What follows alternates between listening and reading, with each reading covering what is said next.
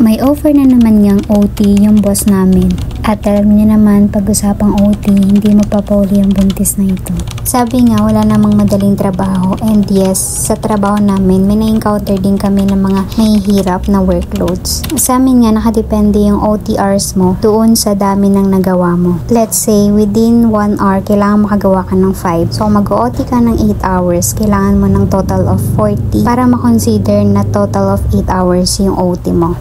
Lately talaga, medyo may hirap yung mga claims na pinaprocess namin. Kaya naman talagang pinagdasal ko ng sobra na sana madadali lang yung claim sa OT ko. And buti na lang talaga dininig ni Lord yung wish ko.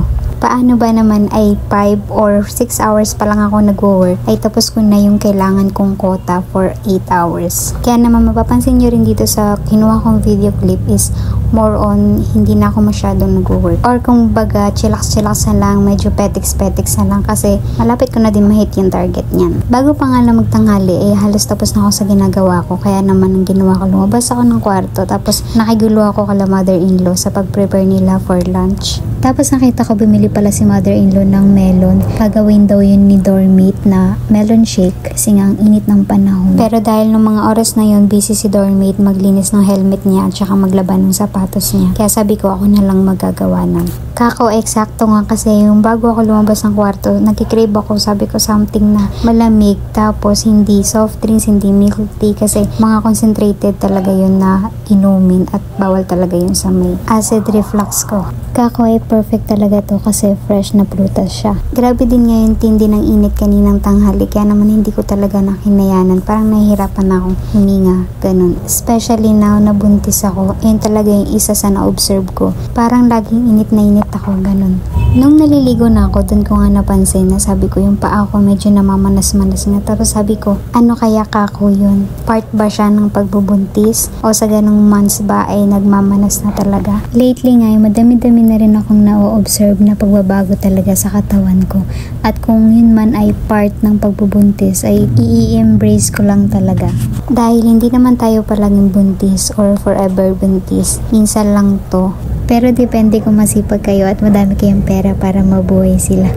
Uy, hindi. I-promote natin ng family planning para wala din batang nahihirapan sa paglaki nila. Dahil kung tutuusin, wala naman kahit sinong bata ang gustong mabuhay sa hirap. Though unplanned and unexpected baby talaga itong twins namin. Pero syempre, we will try our very best para mabigay yung komportabling buhay na deserve nila. Sa ngayon, hindi ko masasabi na financially stable kami ni Dormit in bringing up kids. Especially, first-time parents kami, tapos twins agad. Kaya naman, alam namin hindi ito magiging ganun kadali. Pero laban lang at samahan natin ng panalangin. Sabi nga, everything happens for a reason, kaya maging mabuti lang tayo lagi, itaas natin at ipagkatiwala kay Lord ang mga bagay-bagay na nangyayari sa buhay natin. Tapos mag-OT lang tayo na mag-OT hanggang may pambili na tayo ng gamot, kaka-OT natin.